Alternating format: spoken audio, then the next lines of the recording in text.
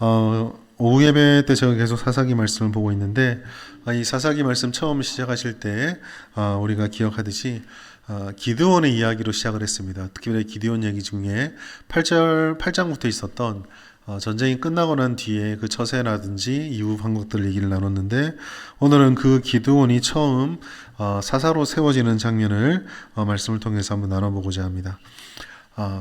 우리나라 동화 중에 온달 공주가 아니죠. 바보온달과 평강공주. 제가 틀리면 되게 좋아하시는군요. 예, 바보온달과 평강공주. 평강공주 이름이 두 개인 거 아시죠? 평강공주와 핑강공주 두 개 있습니다. 예, 경상도 다 핑강이라 하시던데. 우리가 이제 이 이야기를 들으면 온달이 평강공주의 그 열정적이고 헌신적인 뒷바라지를 힘입어 장군이 되어서 크게 쓰임받았다라고 생각을 하는데요. 저는 항상 이런 걸 보면 좀 비틀어서 생각을 하게 돼요. 온달 참 고달팠겠다라는 생각을 합니다. 자기가 뭐 그게 길에서 세상 좋아가지고 헬렐레 펠렐레 놀고 행복하게 사는데, 갑자기 그 되도 않는 왕이 너 준다 그래가지고 공주 사이가 돼가지고 고생도 하고. 근데 이제 뭐 이까지는 좀 우스갯소리인데요. 또 한편으로는 이 장군이 되고 나서 온달의 삶은 더 고달팠을 것 같아요. 하나만 실패하면 저 봐라 천성이 저러니까 저럴 줄 알았다는 말을 얼마나 꼬리표처럼 달고 다녔겠어요. 저 장군감이 아닌데 저게 공주 뒤를 힘입어가지고 장군이 되지. 저 봐라 저 봐라 저 하는 거 봐라. 저 무슨 저게 장군이 될 수 있느냐. 끊임없이 시달리고 아마 다른 사람보다 더 실수하지 않기 위해서, 더 실패하지 않기 위해서 엄청난 노력을 기울이지 않았을까 라는 이야기는 제 이야기입니다. 어디 소설에 있지도 않고 어디 이야기도 없는데 전 그런 생각이 좀 들더라고요. 우리가 이렇게 사람을 바라보는 이유는 딱 한 가지입니다. 사람들은요, 누구나 다른 사람을 바라볼 때 기대감을 가지고 있습니다. 이거를 뒤집어 설명을 하면, 사람들은 어떤 사람이 어떤 모습, 어떤 자리, 어떤 곳에 있을 때에 그럴 만한 자격이 있는가를 굉장히 중요하게 생각한다라는 거죠. 사사라는 존재도 아마 마찬가지였을 겁니다. 하나님께서 사사로 부름을 받아서 사사로 사역을 한다고 했을 때 과연 그가 어떤 사람인가, 그럴 만한 자격이 있는 사람인가는 굉장히 중요했을 거예요. 그런 점에서 오늘 우리가 이 사사기 전체를 통해서 사사의 분량으로서는 세 사람의 기록이 압도적입니다. 하나가 기드온이고요, 하나가 그 다음에 있는 입다, 그리고 하나가 그 다음에 등장하는 삼손입니다. 이 세 사람의 공통점이 뭘까요? 자격으로 따지면은 정말 엉망진창인 사람들이라는 공통점을 가지고 있어요. 그 첫 번째, 오늘 우리는 기드온을 보려고 하는데요. 이 기드온을 통해서 우리에게 주시는 하나님의 음성을 잠시 후에 나누도록 하겠습니다. 난세는 영웅을 부른다라는 말이 있는데요. 그런 점에서 오늘 이 이스라엘의 상황은 난세였습니다. 우리가 지지난주인가요? 벌써 오래됐네요. 그때 우리가 사사기 6장 1절부터 10절까지 말씀을 통해 하나님께서 얼마나 이스라엘 사람들에게 실망하셨고, 이스라엘 사람들이 하나님의 범죄하였기 때문에, 즉 10절 보시면, 내가 또 너희에게 이르기를 나는 너희의 하나님 여호와이니 너희가 거주하는 아모리 사람의 땅의 신들을 두려워하지 말라 하였으나 너희가 내 목소리를 듣지 아니하였느니라. 하나님 말씀을 안 들어서 책망을 받으면서 어려움을 겪고 있었습니다. 이스라엘 사람들이 얼마나 극심했냐면, 자신의 집에 거주하지도 못하고 이민족이 침략해 들어올 때쯤이 되면 산으로 들러 다 도망가서 굴에 숨어서 살고 있었어요. 아무리 난세가 영웅을 부른다고 하여도 난세치고는 엄청나게 힘들고 너무 어려운 시기를 살고 있었습니다. 이때 오늘 본문의 흐름상의 맥락으로는 영웅이 등장할 타이밍이에요. 그리고 그 타이밍에 기드온이 등장을 합니다. 하나님께서 이제 마침내 사사기에 가장 반복되는 패턴인 사사를 부르셔서 사사를 통해 이스라엘의 구원을 시작을 하시는 거죠. 그런데 다른 사사하고 다르게 이 기드온은요, 사사가 되는 과정을 굉장히 상세하게 하나님께서 설명을 하셔요. 하나님께서 사사를 부를 때 보통 사사기의 기록은 이 사람이 사사로 부름 받았더라. 그리고 나서 일어나는 일들, 사사로서 살아가면서 향하는 일들이 기록이 되어 있지, 사사 되기 전에 하나님과 어떤 논쟁을 벌이고 이 사람이 어떤 상태였고를 잘 몰라요. 그런데 오늘 본문에는요, 기드온을 굉장히 상세히 소개합니다. 그리고 그 소개의 말씀들 11절부터 우리가 14절까지밖에 안 읽었지만 그 뒤에 쭉 등장하는 기드온의 모습은 영웅하고는 너무 달라요. 오히려 상당히 실망스럽고 상당히 의아한 사람입니다. 보통 우리는 누구를 영웅이라 그러죠? 임영웅 말고 누구를 보통 우리가 영웅이라 그러죠? 뭔가 좀 특별한 사람이죠. 뭔가 좀 탁월한 사람이고 똑같은 일을 겪는데 우리랑 좀 다르게 생각하고 다르게 행동을 해서 다른 일들을 만들어내는 사람을 영웅이라고 부릅니다. 그 영웅들을 꼼꼼히 묵상해 보면 생각해 보면 그 딱 떠오르는 것은 진짜 한 단어로는 이건 것 같아요. 탁월하다.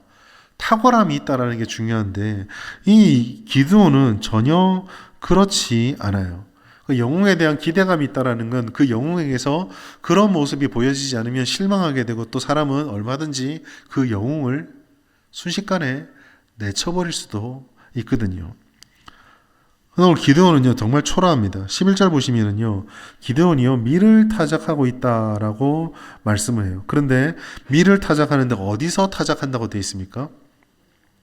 11절 마지막에 보면 밀을 포도주 틀에서 타작한다라고 되어 있어요. 여러분 포도주 틀은요 우리가 여러분 많이 보셨겠지만 긴 나무 짝대기에 밑에에 나무 하나를 가지로 매달아서 사람이 이쪽에서 밟았다가 놓으면은 그 떨어지는 힘으로 포도를 뭉개는 게 이제 포도주 틀입니다. 그걸 뭉개서 옮겨서 발효시키면 포도주가 되는 거거든요. 그 이스라엘의 전통의 포도주 틀은요 굉장히 넓지 않습니다. 아마 그럴 거예요. 포도주 만들겠다고 이때만하게 만들어 놓으면은 그거를 사람의 힘으로 하기 힘들겠죠. 보통 한 요 정도 사람 한 명 들어갈 정도의 틀에서 그거를 작업을 하는 거예요. 그리고 포도주는요, 그렇게 뭉개고 나면은 껍질에 이런 걸 분리할 필요가 없죠. 뭉개기만 하면 돼요. 근데 여러분, 우리가 그 밀을 타작하는 걸 잘 생각해 보십시오. 곡식을 타작할 때 타작의 가장 중요한 것은 알곡과 껍데기를 분리해내야 되잖아요. 그럼 포도주 틀은 그런 기능이 없단 말이죠. 그럼 들어가면은요, 강도에 따라서는 잘못 힘을 쓰면은 껍데기는 둘째치고 알맹이도 전부 박살이 나버리죠. 그럼 왜 이렇게 불편한 곳에서 했을까? 보통 이 포도주 틀은 공개되어 있는 곳이 아니라 약간 이렇게 좀 가려져 있다고 할까요? 약간 덮어져 있었어요. 그러니까 이 포도주 틀이 움직이는 것을 가까이 다가와서 보지 않으면 모르는 거예요. 이스라엘 사람들이 지금 이 시기에 추수 때에 밀 타작할 때가 되면은 이민족들이 쳐들어와서 이걸 다 약탈해 가거든요. 약탈하려고 그 마을을 뚫어져다 쳐다보고 있는데 밖에서 키질을 할 수 있습니까? 없습니까? 없죠. 야, 저기 곡식이 있다. 가져가자. 그래서 지금 숨어서 하고 있는 거예요. 숨어서 한 번에 많이도 못하고 요만큼, 그것도 잘못 찍으면 부서지니까 얼마나 그림을 한번 그려보세요. 요만큼을 숨어서 밖에 한번 쳐다보고 살짝 들어서 깨질 게라 탁 놓았는데 꽝 하면 놀라서 또 밖에 나가보고 이 일을 하고 있는 거거든요. 여러분, 영웅의 모습이 보이십니까? 죄송합니다. 팔풀이도 이런 팔풀이가 없죠. 자기의 소유한 것들, 이 겁쟁이의 모습이 그대로 다 나타나는 거예요.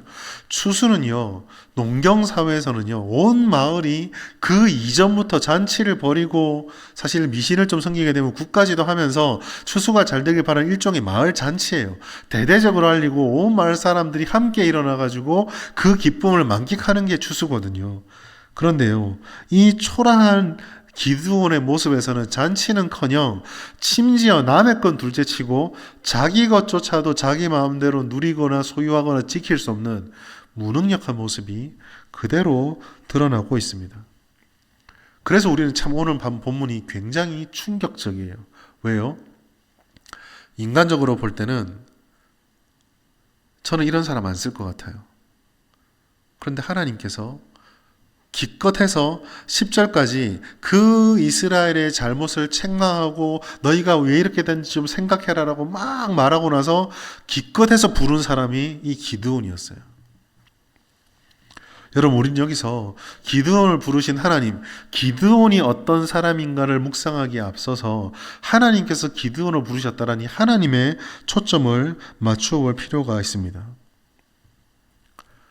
이렇게 초라한 사람이 하나님께서 불렀다라는 것은 그 자체로 엄청난 반전이죠. 그런데 하나님께서는요, 이 반전을요, 뭐로 딱 못을 박아버리시냐면 12절 보시면 여호와의 사자가 기드온에게 나타나 이르되 큰 용사여 여호와께서 너와 함께 계시도다.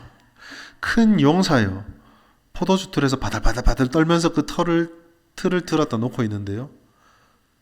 어디에 큰 용사의 모습이 있습니까? 우린 여기서요, 11절과 12절 두 개만 딱 놓고 계속 반복해서 읽다 보면은요, 이 말도 안 되는 두 절의 접점을 묵상할 때 사사기에서 계속 반복되고 있는 동일한 주제가 이 두 절에서 벌써 압축적으로 드러난다는 것을 알 수 있어요. 어떤 점에서 그런가? 사사기가 계속 강조하는 게 뭔가? 이스라엘 사람들이 하나님이 아니라 눈에 그럴듯한 것들을 주권자로 삼고 적어도 우리에게 복을 주려면, 우리에게 힘이 되려면 바알이어야 한다. 아세라야 된다. 이 정도 힘은 있어야 된다. 이 정도 것이 있어야 된다라고 끊임없이 반복하는 이스라엘을 향해서 그 부르심의 주도권은 하나님에게 있다는 것과 인간적인 조건들에 대한 이스라엘의 환상을 박살내버리시는 거예요. 기드온은 아니야 라고 생각할 수 있을 것 같은데 하나님께서는 그 팔푼이 같은 기드온을 나의 큰 용사다라고 부르시면서 역사의 전면으로 끌어올리고 있으신 겁니다. 여러분, 분명 우리가 살아갈 때 보면은요, 세상적인 조건이 필요 없다라는 게 아니에요. 하나님의 부르심만 믿고 우리는 공부도 안 하고 일도 안 하고 노력도 안 하고 그냥 막 탱자탱자 있다가 어느 날 하나님께서 하늘에서 큰 용사에 불러지면 내 인생 역전이다. 이게 우리의 삶은 아니에요. 잠언의 말씀에서 우리가 보듯이 하나님께서는 하나님의 백성들이 게으르지 않고 근면성실하게 좀 더 자자 좀 더 눕자 하는 그 욕망들을 떨쳐내고 하나님 앞에 주어진 시간들을 감당하기를, 우리에게 주어진 조건들을 잘 활용하고 그 조건들을 극복하는 믿음의 삶을 살기를 원하시고 계십니다. 예수를 믿는다고 해서 우리가 공짜로 먹고 살 수 있는 건 아니에요. 입지 않고 다른 세상의 필요들이 필요 없는 것도 아닙니다. 우리에게도 물질이 필요하고요. 우리에게도 직장도 필요하고요. 그리고 우리에게는 세상 사람들이 그렇게 좋아하는 복도 필요하고 안정도 필요하고 평화도 필요합니다. 그러나 성경은요, 그런 것들이 필요 없다라고 말하진 않는데 그런 것들을 저울 한쪽편에 올려놓고 하나님을 반대편에 올려놓고 저울질하지 말라라고 말씀하시는 거예요. 이스라엘은요, 계속 저울질 하는 거예요. 자기가 오른쪽에 생각하는 그 좋은 것들을 걸어놓고 이쪽에 바알 올렸다가 하나님 올렸다가 아세라 올렸다가 계속 저울질하고 있는 거거든요. 하나님께서는 그렇게 인간적인 조건을 저울질하고 있는 우리들에게 인간의 계산과 조건을 초월하시는 하나님의 강권적이고 능력 있는 역사를 기드온이라고 하는 사람의 조건을 뛰어넘는 한 사람을 부르는 모습을 통해서 우리에게 알려주는 것입니다. 때로는 이 땅을 살아가는 우리의 모습들이 되게 초라할 수도 있어요. 우리가 맞닥뜨리는 환경이 훨씬 더 강력하고 힘들어 보일 수도 있습니다. 그 앞에서 때로는 설 때마다 내가 믿음이 있다라고 말하는데 그 믿음을 가지고 내게 주어진 하나님의 놀라운 역사를 일으키는 건 둘째치고 오늘 내게 주어진 그 하루의 삶을 감당하는 것도 버거울 때가 우리는 있습니다. 마치 기드온처럼 하나님의 백성이고 하나님이 그들의 아버지가 된다고 말씀해 주셨는데도 고작 한 줌 밀도 뺏기지 않기 위해서 포도주 타작틀에서 벌벌 떨며 타작하는 듯한 그런 모습으로 우리는 살아갈 수도 있다라는 거죠. 그렇지만 여러분, 우리는 이런 현실적인 상황도 마찬가지고 우리가 가지고 있는 이런 연약함도 부족함도 그것을 전부 다 가장 치명적인 문제라고 우리 스스로를 속여서는 안 됩니다. 가장 중요한 것은요, 하나님께서 우리를 어떻게 바라보시고 하나님께서 우리를 어떻게 부르시는가, 바로 여기에 있어요. 여러분들에게 오후 예배를 통해서나 여러분 설교 말씀을 통해서 늘 말씀드렸지만 하나님께서 우리를 부르신 이유는 우리가 뭐 대단한 조건을 가지고 대단한 능력과 역량을 가지고 있었기 때문이 아닙니다. 하나님께서 우리를 불러줬던 이유는 적어도 불러놓으면 저 사람은 저 교회는 넘어지지 않겠지, 실패하지 않겠지. 아닙니다. 하나님께서는요, 우리가 실패한다는 걸 알고 계세요. 하나님은요, 우리의 마음이 진심이라는 것과 동시에 그 진심을 따라 열심으로 살아갈 것도 알지만 그 열심의 삶이 얼마든지 넘어졌다가 아파하고 쓰러질 수 있는 연약함을 가지고 있다는 것을 알면서 우리를 부르시는 거예요. 그래서 우리를 부르시는 것도 마찬가지고 기드온을 부르시는 것도 결코 이상한 일이 아닌 거죠. 기드온이 이렇게 나왔다는 걸 지금까지 제가 조롱으로 얘기를 했지만 한편 또 생각해 보세요. 그것조차 못해서 산에서 못 내려오는 사람들이 있잖아요. 근데 기드온은 떨면서라도 내려왔거든요. 여기서 그래서 중요한 게 무엇입니까? 조건 있으면 좋죠. 환경 갖추어지면 좋습니다. 그런데요, 여기서 가장 중요한 것은 하나님이 부르셨다라는 사실, 하나님의 부르심이 있다라는 그 사실을 믿는 믿음이에요. 여기서 하나님께서 부르신다라고 하는 이것을 한 단어로 우리가 뭐라고 부르냐면 소명이라고 부릅니다. 하나님의 부르심. 하나님의 부르심은요, 그저 우리를 위로하기 위한 단순한 행위나 말잔치가 아닙니다. 흔히 앞에서 뭐 비전을 말하고 부르심을 말하니까 그렇게 따라하는 흉내내는 말이 아니에요. 하나님이 무엇인가를 부르고 누군가를 부른다는 것은 하나님이 가지고 있는 놀라운 계획과 뜻하시는 목표가 있다라는 것입니다. 그리고 우리가 이렇게 생각하면 그렇게 뜻하신 목표를 가지고 뜻하신 일을 이루어가기 위해서 누군가를 불렀다고 한다면 그 부르심에는 후회가 없어요. 하나님께서는 그 역량의 부족함을 탓하지 않고 불러주신 다음에 그 인생을 책임지시면서 만들어 가시면서 하나님의 일을 하시거든요. 조건보다 소명이 중요한 이유가 바로 여기에 있습니다. 사랑하는 여러분, 하나님은 소명을 받은 자를 그대로 내버려 두지 않습니다. 함께 걸어가며 때로는 능력으로, 때로는 넘어짐을 경험할지라도 다시 일으켜 주시는 회복시키심으로, 필요한 것들을 채워주시는 응답으로 그 사람을 이끌어가요. 그렇게 소명을 맡은 사람, 소명을 맡은 교회, 단체들을 변화시켜 가는 거죠. 기도는요, 오늘 이렇게 초라하게 시작했지만 우리가 기억을 더듬어서 8장에서 그 어려운 갈등의 순간 속에서 혜성같이 등장해서 모든 상황을 순조롭게 해결해버리는 기도원을 한번 생각해 보십시오. 오늘 이 6장에서 발견한 기도원 모습과 8장에서 발견하는 기도원의 모습은 완전히 달라요. 하나님께서는요, 소명을 통해 밀이나 타작하는 기도원을 민족을 조율하고 이끌어가는 일꾼으로 부르셨습니다. 환경이 바뀌었습니까? 아니요. 조건이 바뀌었나요? 아닙니다. 하나님의 능력의 팔이 기드온을 하나님이 원하시는 모습으로 바꾸어 놓았던 거예요.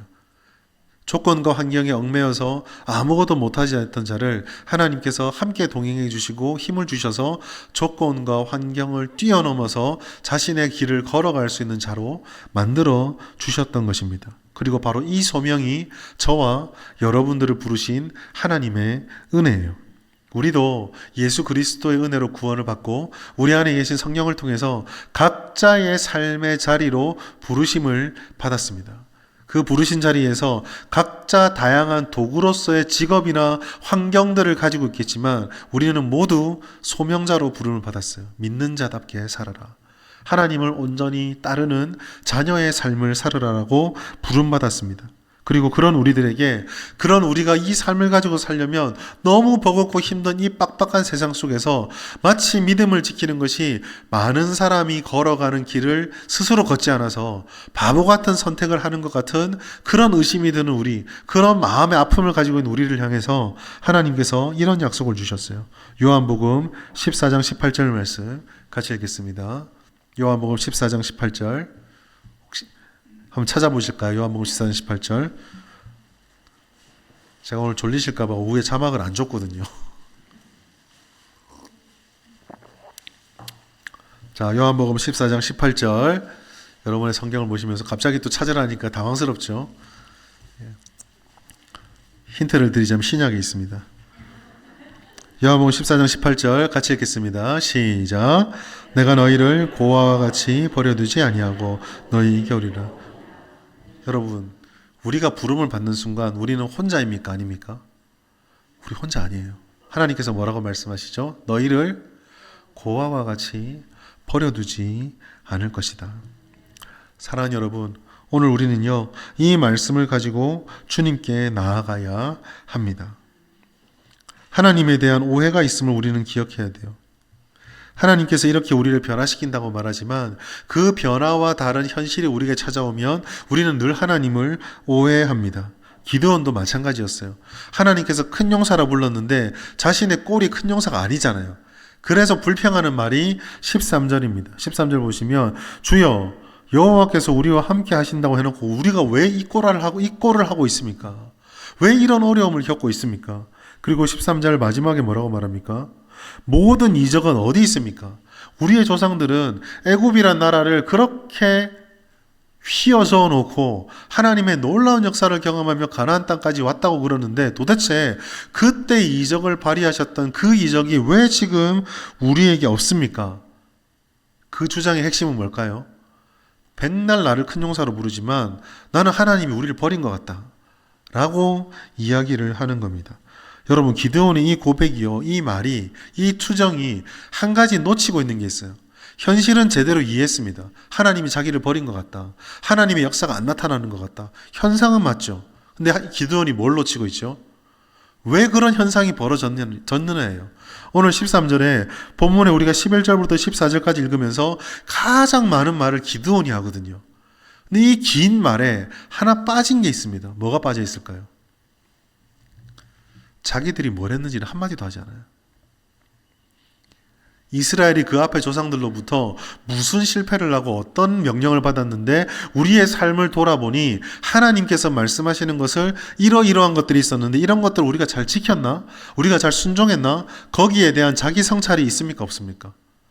전혀 없어요. 현상만 바라보고 우리 이렇게 힘든 거 보니까 하나님 우리 버렸죠. 우리가 하나님 아들이라며요. 누가 아들을 이렇게 취급합니까? 우리 버린 게 맞죠. 하나님 기적이 많다면서요. 이게 무슨 기적입니까? 하나님 기적 없죠. 왜가 다 빠져 있어요. 왜 이런 상황이 되었을까?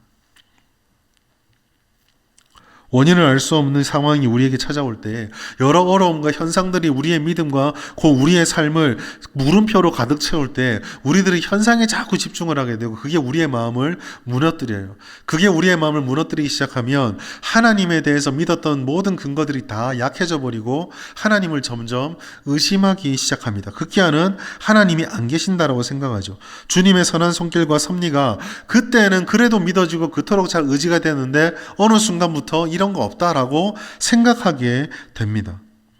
그러나 하나님께서는 오늘 이 기드온의 투정을 통해서 그 원인을 돌아보지 못하는 자기 성찰이 없는 우리의 연약함을, 그래서 우리가 자기 성찰하지 않아서 하나님을 언제나 오해하고 있음을 자꾸 말씀해 주시는 거예요. 하나님께서는요, 이런 기드온의 투정에 답을 해주지 않고요, 사명을 집어넣어 버립니다. 14절에 여호와께서 그를 향하여 이르시되 너는 가서 이 너의 힘으로 이스라엘을 미디안의 손에서 구원하라. 내가 너를 보낸 것이 아니냐라고 말씀했어요. 기드온을 책망하거나 거기에 대해 일일이 변명해서 답해 주시는 것이 아니라 기드온의 사명을 더욱더 명확하게 드러내고 밝혀 주셨습니다. 벌어져 있는 모든 상황들에 대한 답을 말해준다고 해서 하나님에 대한 오해가 우리가 풀릴 것인가? 우리의 삶에 찾아오는 모든 고민들과 역경들에 대해서 하나님이 1대1로 다 맞추어서 답을 해주시고 그래서 우리의 오해를 풀어주면 우리가 정말 하나님을 진지하고 인격적으로 믿음으로 쫓아갈 수 있을 것인가? 우리는 그렇다고 생각하는데요. 적어도 제가 성경을 연구한 바로는 전혀 그렇지가 않습니다. 타락한 인류의 본성은요, 기본적으로 하나님에게 가고 싶은 마음이 있는 것이 아니라 하나님으로부터 도망치고 싶은 마음이 있거든요. 출애굽을 하였을 때 시내산에서 그 산 위에 하나님이 강림하시는 것을 보면서 우상을 만들었던 것을 제가 여러 번 말씀을 드리시는데 그 장면을 꼭 마음에 새겨 놓으십시오. 성경의 역사 속에 어떤 장면이 그것보다 더 하나님의 임재를 강력하게 보여준 장면이 있습니까? 그런데도 그 불기둥을 보면서 금송아지를 만드는 게 사람의 타락한 본성이에요. 답을 다 해주면 우리가 주님을 잘 믿을 것이다. 그거 사실 우리 교만입니다. 하나님이 답해 주시면은요, 아마 그 답을 다 이해하지 못해서 무슨 말 하십니까? 라고 되물어 볼 수 있는 게 우리들일 수도 있습니다.